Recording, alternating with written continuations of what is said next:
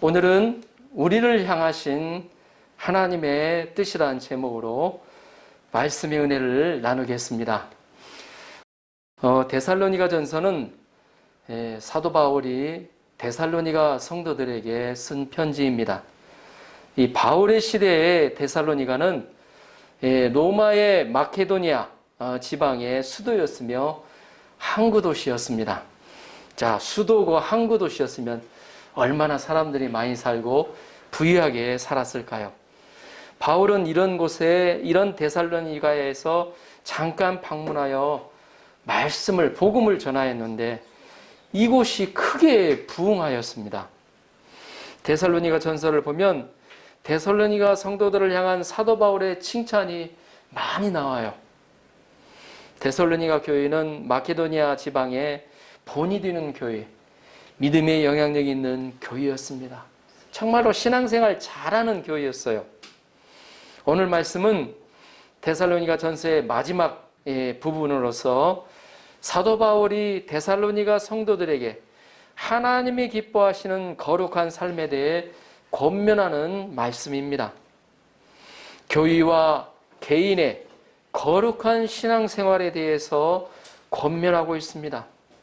사도 바울은 그들을 향한 하나님의 뜻이 무엇인지 분명하고 확신에 찬 어조로 권면하고 있습니다. 이 시간 말씀을 통하여 거룩한 삶에 대한 비밀을 깨닫는 시간이 되기를 기도합니다. 아멘. 자, 12절, 13절 전반절을 같이 읽어보십시오. 같이 읽어보겠습니다. 가장 귀히 여기며까지 같이 읽겠습니다. 시작.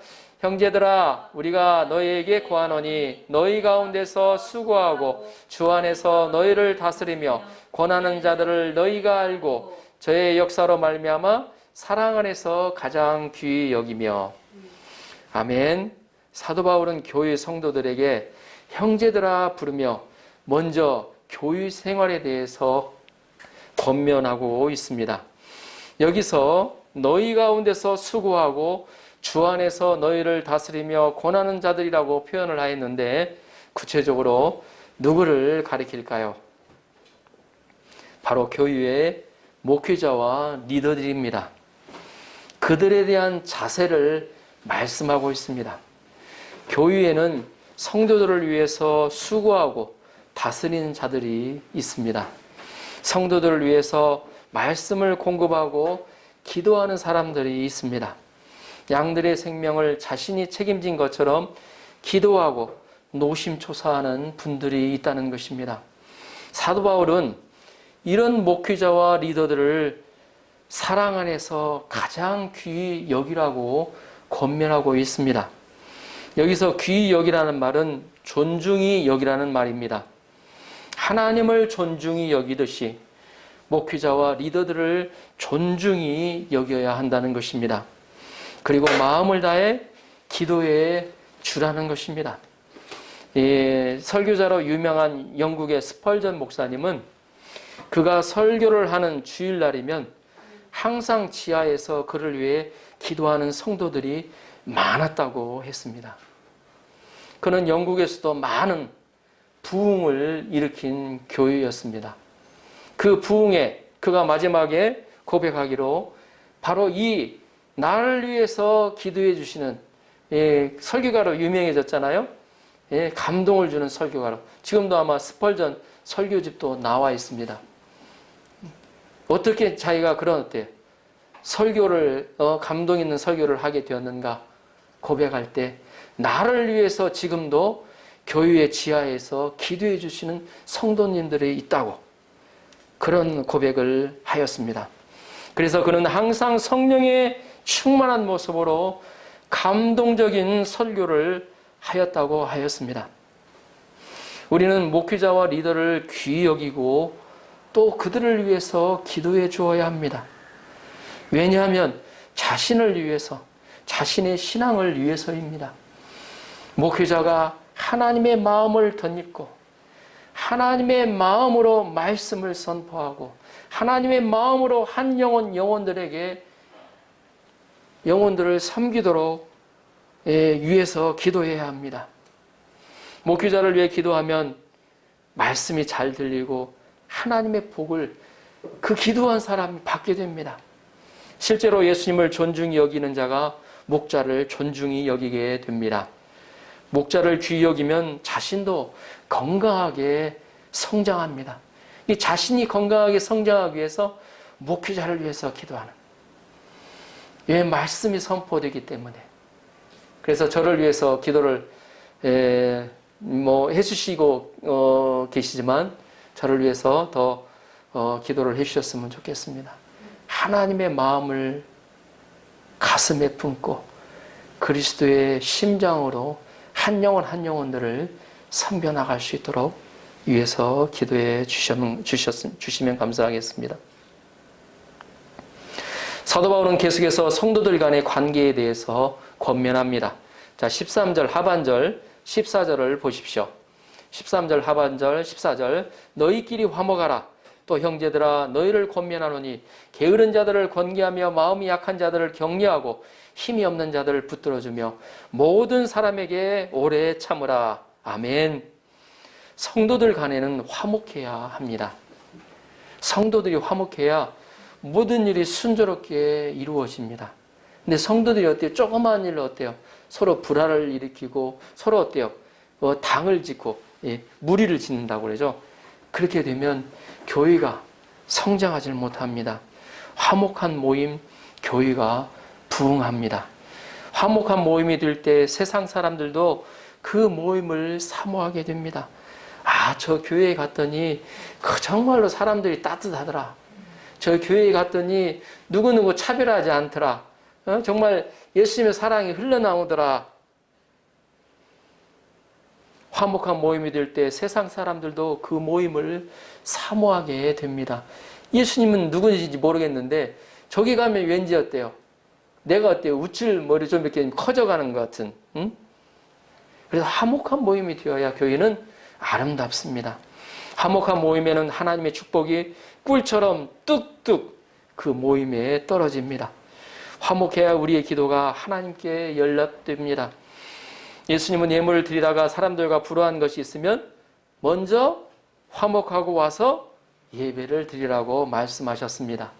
예배보다 중요한 것이 바로 화목이라는 것입니다.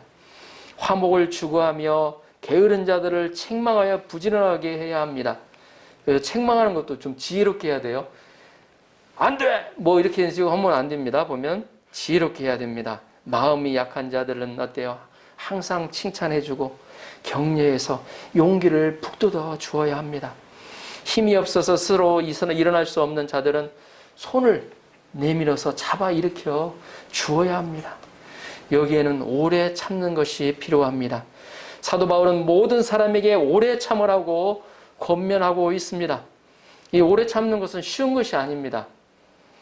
자기 자존심을 내려놓고 자기 생각과 고집을 내려놓아야만이 오래 참을 수가 있어요. 그러나 그 과정을 통하여 우리는 그리스도의 고난에 동참하는 은혜가 있다는 것을 기억하셔야 됩니다.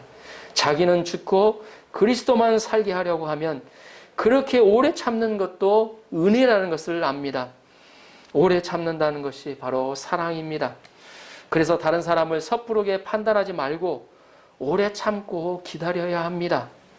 다른 사람이 변화되기까지 그 연약한 점을 감당해 주어야 합니다. 자신을 반대하고 대적하는 자들에게도 오래 참아야 합니다. 그들을 세워주어야 합니다. 우리는 양들을 오래 참고 동역자를 오래 참고 세워주어야 합니다. 그러면 화목한 교회를 만들 수가 있어요. 하나님이 축복할 수 있는 그릇을 만들 수가 있어요. 바로 그러한 어때요? 오래 참아주는 어때요? 리더들이 또 있어야 돼요. 리더들이 또 그런 사람. 그러니까 각각 처소에 어때요? 그런 어때요? 기도하는 좀 오래 참아주는 성숙한 어때요? 사람들이 있는 것을 통해서 그 교회가 어때요? 성장하고 부흥하게 됩니다. 화목해야 그곳에 하나님이 일하셔요. 화목하지 않으면 하나님이 일하려고 해도 어때요? 어때요? 거두어 가셔요. 15절을 보십시오. 15절 같이 한번 읽어볼까요? 15절 화면 15절 같이 읽어보겠습니다. 15절 시작. 삼가 누구에게든지 악으로 악을 갚지 말게 하고 서로 대하든지 모든 사람을 대하든지 항상 선을 따르라. 아멘. 교회 안에 가까이 있는 사람이 또 미워지고 원수같이 느껴질 때가 있습니다. 나에게 어때요? 나를 어때요? 기분 상하게 했다. 솔직한 우리 감정은 또 미워하게 되고 무엇인가 어때요? 해코지라도 하고자 하는 생각이 듭니다. 이 솔직한 감정으로. 그러나 우리는 우리 스스로 원수를 갚지 말아야 합니다. 악으로 악을 갚지 말아야 한다는 것입니다. 원수 갚는 것은 하나님께 맡기고 우리는 어때요? 항상 선을 따라서 행해야 한다는 것입니다. 미워해서는 안 됩니다. 오히려 어때요? 그것이 바로 악에게 지는 것이에요. 적극적으로 하나님이 원하시는 선을 행해야 합니다.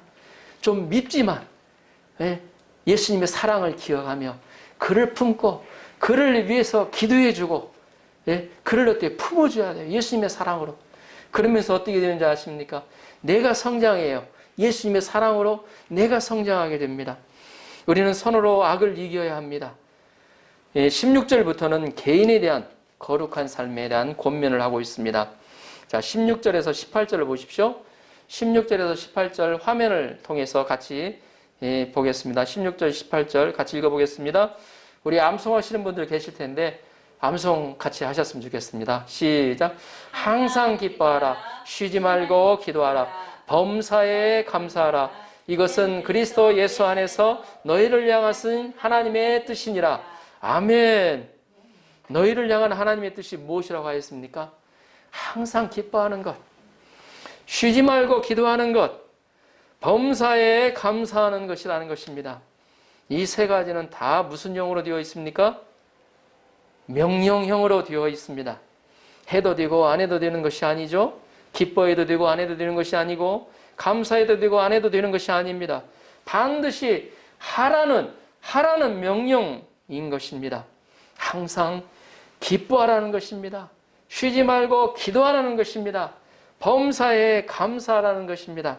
그것이 하나님의 우리를 향하신 하나님의 뜻이라고 말하고 있습니다.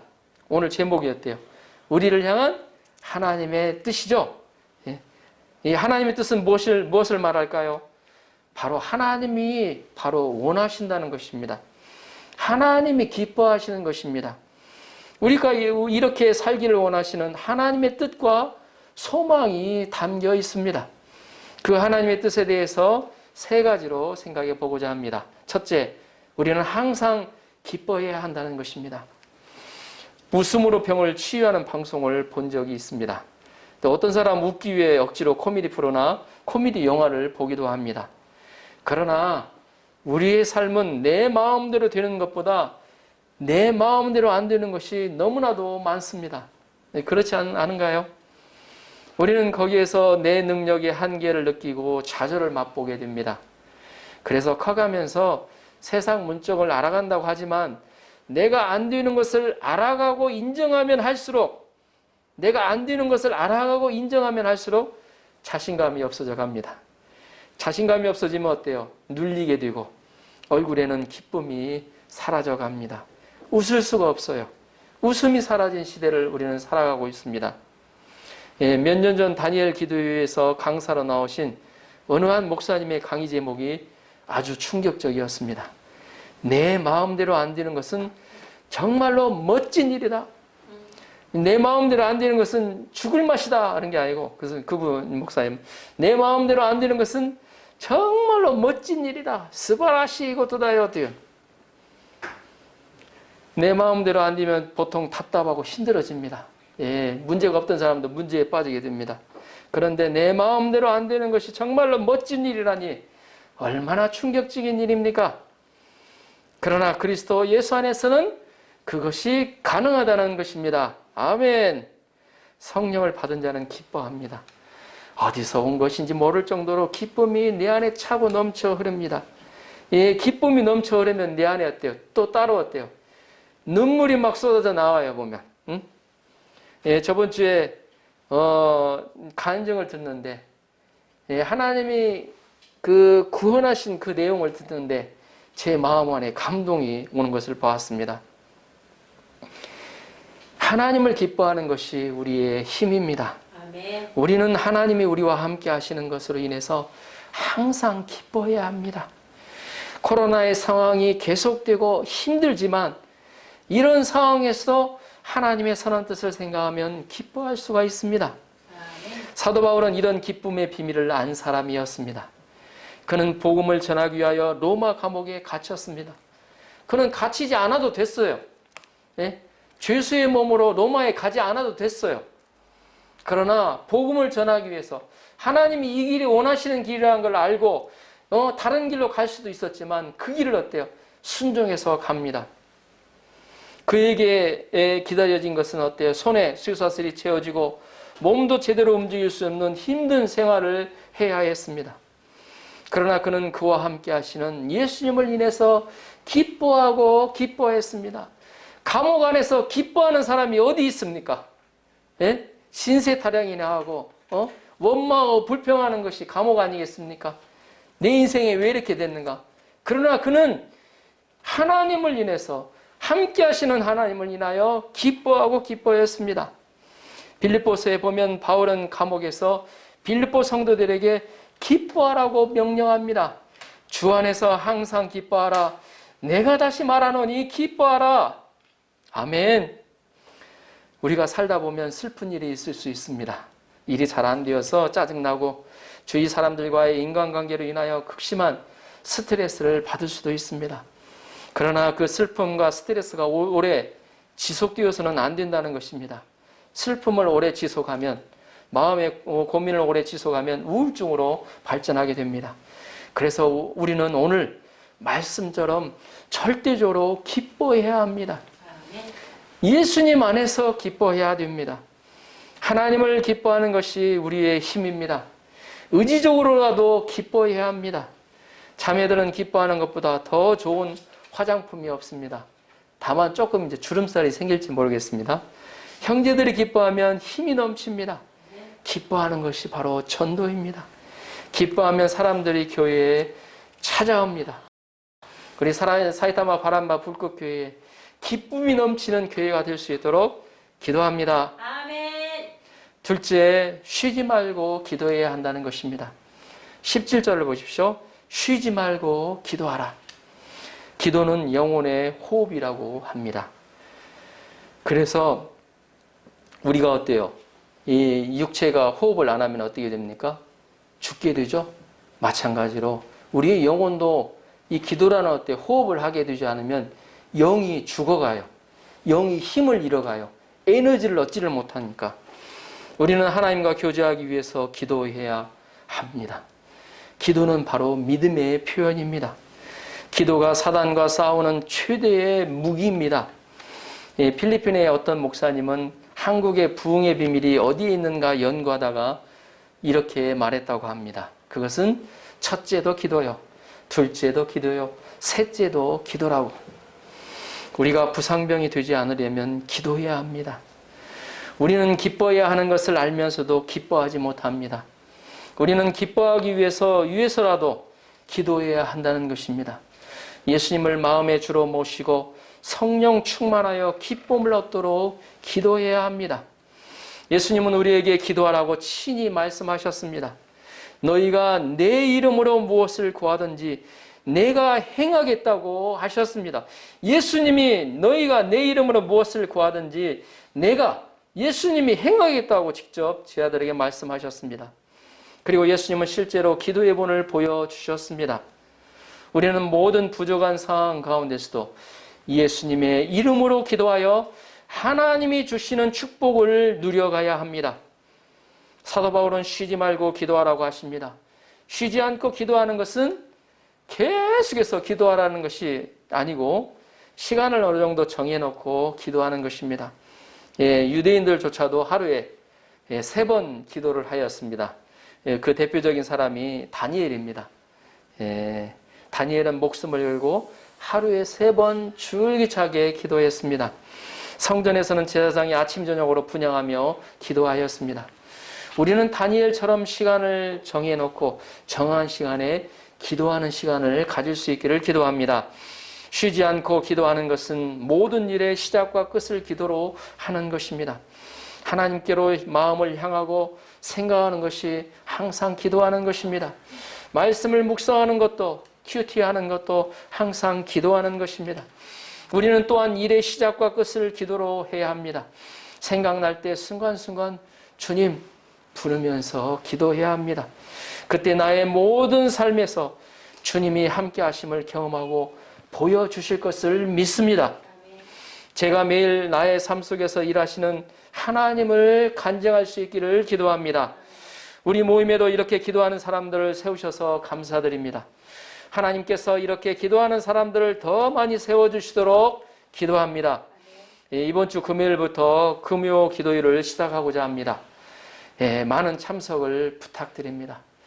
하나님을 경험하기 위해서 금요 기도회에 나오십시오. 기도하는 자에게 하나님을 경험하는 축복이 기다리고 있습니다. 셋째, 범사에 감사해야 합니다. 18절을 보십시오. 18절 같이 한번 읽어볼까요? 18절 함께 읽어보겠습니다. 시작. 범사에 감사하라. 이는 그리스도 예수 안에서 너희를 향하신 하나님의 뜻이니라. 아멘. 우리는 감사해야 합니다. 그것도 범사에 감사해야 합니다. 이 범사에라는 의미가 이 항상이라는 의미하고 굉장히 많이 의미가 매치가 됩니다. 그러나 조금 구체적으로 좀 생각해 보기 위해서 영어 성경에서는 다음과 같이 나와 있습니다. In all circumstance, 모든 상황, 모든 환경에서. 또 일본의 성경을 보면 스베테노 고토니 오이테, 모든 것에 있어서 라고 표현되어 있습니다. 사람들은 잘 되고 또 잘 나갈 때 감사할 수 있습니다. 잘 나가면 뭐든지 다 감사가 되죠. 신앙생활 하는 그리스도인들 가운데서도 원하던 것이 잘 되어갈 때 감사할 수 있어요. 취업도 잘 되고 또 직장생활도 무리 없이 문제없이 생활하고 사업도 잘 되면 감사할 수 있습니다. 그러나 잘 안 되고 또 기대하는 것보다 또 반대로 오히려 기대하는 것 이상한 것보다도 반대로 갈 때 상황이 악화되어 갈 때는 우리 마음이 감사가 나오질 않습니다. 마음의 원망과 불평이 슬슬 머리를 쳐들고 나오면 얼굴이 딱딱해지고 마음속이 시끄럽습니다. 그러나 오늘 말씀은 바로 잘 안 되는 상황 가운데서도 감사하라는 것입니다. 범사에 감사하라는 것은 먼저 감사로 풀어가라는 적극적인 의미도 포함되어 있습니다. 우리가 잘 안 되는 현실을 생각하면 감사가 바로 생기지 않습니다. 아니, 할 수도 없습니다. 그러나 그런 가운데서도 감사라는 것입니다. 사도 바울은 구걸하는 한 여자아이에게서 귀신을 쫓아낸 후에 칭찬을 받아야 마땅했습니다. 사실 그러잖아요. 악령이 시달리면서 어때요? 구걸하는 여자아이였어요. 보면 어때요? 아유, 하나님 역사하셨네. 할렐루야 하면서 감사하는 사람 옆에 있어야 할까요? 그런데 그에게 온 것은 돈벌이가 없어졌다고 고소당하고 그래서 매맞고 감옥에 갇히는 신세가 된 것입니다. 얼마나 기가 막히고 이해가 되지 않았을까요? 우리가 주님을 사랑하여 주의 역사에 열심을 갖고 섬기더라도 바울과 같은 일에 만날 수도 있습니다. 그러나 매맞고 쇠사슬에 묶여있는 상황에서도 그는 기도하였습니다. 하나님의 뜻이 무엇인지 잠잠히 기도하기 시작했습니다. 그리고 나중에 그것을 깨닫고 주님을 찬양했습니다. 주위에 있는 죄수들이 어때요? 기도하는 소리를 듣고 찬양 소리를 들었다고 성경은 기록하고 있습니다. 찬양했다는 것은 마음에 감사가 넘쳤다는 것입니다. 마음에 감사가 없는 사람이 찬양하는 거 보셨어요? 찬양 말 안 나옵니다. 그냥 노래로 부르는 거지. 그때 어떤 일이 일어났습니까? 감옥문이 갑자기 막 무슨 착고들이 다 열려져요. 감옥문이 열리고 손에 채워졌던 착고가 다 열리는 놀라운 일들이 일어났습니다. 주님이 임재하고 그를 구원하시고 간수와 그 가족들을 구원하는 기적의 역사가 일어났습니다. 예수님은 고침받기를 원하며 소리치는 10명의 문둥병자를 고쳐주셨습니다. 그 중에 사마리아 사람 단 한 명만 와서 감사하였습니다. 하나님께 감사를 하였습니다. 예수님께 감사를 하였습니다. 예수님은 감사하지 않는 아홉은 어디 있느냐고 찾으셨습니다. 다윗은 시편에서 감사로 하나님을 영화롭게 할 수 있다고 고백하였습니다. 감사는 구원받은 자의 열매이자 특권입니다. 우리는 어떤 악조건에서도 감사하고 하나님을 찬양해야 합니다. 사도들은 매를 맞고 돌에 맞으면서도 감사했습니다. 자신들이 예수님 때문에 능력을 받기에 합당한 자가 된 것을 인해서 오히려 감사를 드렸습니다. 감사할 때 하나님은 놀라운 일을 행하시는 분이십니다. 우리가 어떻게 이렇게 항상 기뻐하고 쉬지 않고 기도하고 범사에 감사할 수 있을까요? 첫째, 우리가 하나님의 선하신 뜻이 있다는 것을 알고 믿을 때 우리는 어떤 상황 가운데서도 기뻐하고 감사할 수가 있습니다. 실패한 그곳에 또 나의 일이 잘 되어지지 않는 그곳에 하나님의 선한 뜻이 있다는 것을 깨달을 때 그곳, 그 상황 가운데서도 감사할 수 있다는 것입니다. 비록 지금은 고난이 있지만 우리는 그 속에서 선으로 인도하시는 하나님의 뜻을 깨달을 때 우리는 하나님께 깊은 감사를 드릴 수 있습니다. 모든 것을 합력하여 영광스럽게 하실 하나님을 믿을 때 감사할 수 있습니다. 미국의 오프라 윈프리라는 유명한 방송인이 있습니다. 전 세계에 모를 사람이 없을 정도로 유명한 사람이죠. 그녀가 맡고 있는 윈프리 쇼라는 방송은 미국에서 가장 인기 있는 방송이 되었습니다. 타임지는 오프라 윈프리를 2005년도에 미국을 움직이는 가장 영향력 있는 인물 100명 중에 1위로 당당히 선정을 했습니다. 치명적인 과거를 지녔음에도 불구하고 그녀는 골든 글로브 여우주연상 1985년 또 아카데미 시상식 여우조연상, 얼마 전에 윤여정 씨가 아카데미 시상식에서 여우조연상 받았죠. 또 에미상에서 최고 토크쇼상 1987년 미 인권 자유상을 2005년도에 수상을 했습니다. 그녀 특유의 솔직하고 친근한 입담으로 열정과 꿈을 그리고 삶의 진실을 진솔하게 다루는 모습을 보면 그녀의 불행한 과거를 상상할 수 없게 만듭니다. 그러나 오프라 윈프리는 빈민가의 딸로 가난한 흑인 사생아로 태어났고 9세 때 사촌 오빠에게 강간을 당해 14살 때 미혼모가 되었고 마약 복용으로 수감된 전과자였습니다. 그녀는 혼혈아로 가난과 아픔 속에 자랐지만 성경을 통해 그녀의 삶이 변화되기 시작했습니다. 그녀는 10년 동안 꾸준히 매일 거르지 않고 5개의 감사 제목을 노트에 적었다고 합니다.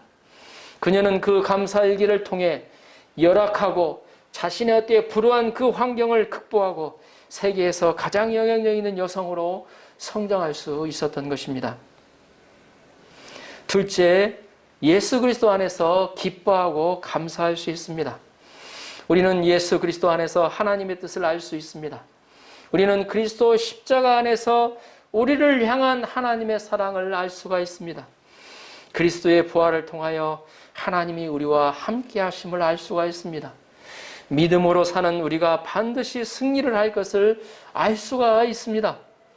우리가 예수님 안에서 하나님이 우리를 사랑하시고 함께 하심을 믿을 때 우리는 항상 기뻐하고 쉬지 말고 기도하고 범사에 감사할 수가 있습니다. 성령이 함께 하실 때 기뻐하고 감사할 수가 있습니다. 일본의 우찌무라 겐조라는 사람이 있습니다. 우찌무라 간조가 아니고 우찌무라 겐조라는 사람이 있습니다. 국민학교 4학년 때부터 이질이라는 질병으로 뇌성마비를 얻게 되어서 듣는 것과 보는 것과 눈꺼풀 움직이는 것 외에는 아무것도 할 수 없게 된 사람이었습니다. 그의 몸은 머리만 크게 발달하고 나머지는 어린아이의 것 그대로인 채 흐느적거리는 그야말로 볼품없는 몰골이었습니다. 그에게는 어머니 한 분이 계셨는데 어머니가 일하러 나가실 때마다 성경책을 머리맡에 딱 펴두고 머리를 받쳐놓고 나면 돌아오기까지 그 펼쳐진 장만을 보아야 하는 불편 때문에 은혜를 체험하게 되었다고 합니다. 그는 어느 날 고린도전서 12장을 읽어 내려가던 중이었습니다. 주님이 바울에게 내 은혜가 내게 족하다 하신 말씀을 자기에게 대한 말씀으로 받아들였습니다. 바울은 자기처럼 눈에 박힌 가시를 제해 주시기를 구했으나 하나님은 내 은혜가 내게 족하다, 내 능력이 약한 데서 온전해진다고 말씀하셨습니다. 그 이후로 그는 어떤 사람을 찾아가도 천사와 같은 모습으로 변했다고 합니다. 그는 눈꺼풀을 이용해서 자판을 집어갈 때 윙크하는 방식으로 복음적인 시를 지어 2편을 발표하였습니다. 뒤늦게 책과 방송을 통하여 완악한 일본을 회개시키는 사도로 쓰시고자 하신 하나님의 선택임을 깨닫게 되었다고 하였습니다. 그는 자신이 이렇게 변화하기까지 어머니의 극진한 사랑과 먼 길을 마다않고 자신을 회개시키러 찾아온 목사님 덕분이었다고 했습니다. 다음은 그의 회고적인 시 괴롭지 않았더라면 이라는 시입니다. 만일 내가 외롭지 않았더라면 하나님의 사랑을 받아들이지 않았을 것을, 만일 모든 형제 자매들도 괴롭지 않았더라면 하나님의 사랑을 전해지지 않았을 것을, 만일 우리 주님이 괴롭지 않았더라면 하나님의 사랑은 나타나지 않았을 것을, 항상 기뻐하라, 쉬지 말고 기도하라, 범사에 감사하라. 이는 명령형이지만 말씀을 잘 묵상해 보면 거기에는 하나님의 놀라운 사랑이 숨겨져 있습니다. 이것은 너희를 향하신 하나님의 뜻이니라. 하나님이 기뻐하시고 하나님이 원하시는 것이라는 것입니다. 이는 하나님께서 우리가 항상 기뻐하고 감사하는 생활을 누리기를 원하신다는 것입니다. 뭔가 없다고 해서 어때요? 눌리거나 뭔가 안 된다고 해서 어때요? 절망하며 그렇게 어때요? 기쁨 없이 즐거움 없이 살기를 원하시지 않는다는 것입니다. 하나님 우리가 행복한 삶을 살기를 원하십니다. 아멘. 기쁨과 감사의 생활로 충만하기를 원하십니다. 그를 위해 자기의 가장 사랑하는 독생자 예수 그리스도를 이 땅에 보내셔서 우리를 슬프게 하고 불행하게 하는 죄의 값을 대신 십자가에서 지우시고 죽게 하셨습니다. 나의 허물과 죄악 때문에 예수님이 상하고 찔리셨습니다. 나에게 평화와 나음을 누리도록 하기 위해 바로 징계를 받으시고 채찍에 맞으셨습니다. 그리고 그리스도께서 십자가에 죽으심으로 하나님께서 우리를 사랑하신다는 것을 확증하여 주셨습니다. 원래는 지옥행이었지만 누구든지 예수 그리스도를 구주로 영접하는 자에게 하늘나라에 갈 수 있는 천국 시민권을 약속하여 주신 것입니다. 그리하여 잃어버린 그 낙원을 회복하도록 길을 활짝 열어놓으셨습니다. 에덴 동산에서의 기쁨과 행복을 누리는 삶으로 회복시키기를 원하십니다. 그래서 우리는 삶이 좀 팍팍하고 힘들더라도 기뻐하고 감사할 수 있습니다. 결론적으로 주님은 항상 기뻐하라 하십니다. 쉬지 말고 기도하라, 범사에 감사하라 명령하십니다. 하나님은 우리가 항상 기뻐하고 어떤 상황에서도 감사하며 행복한 인생을 살기를 원하십니다. 우리가 행복하기를 원하시는 주님의 마음을 생각할 때 우리는 의지적으로라도 기뻐하고 감사해야 합니다. 지난 나의 인생, 또 지난 어때요? 한 주, 또 한 달, 한 해를 돌아보며 감사의 제단을 쌓는 여러분 한 사람 한 사람이 되도록 주님의 이름으로 축복하며 기도합니다. 그리고 매사의 기쁨과 감사로 시작하며 주님을 경험하고 만나는 놀라운 일이 일어나기를 기도합니다. 아멘.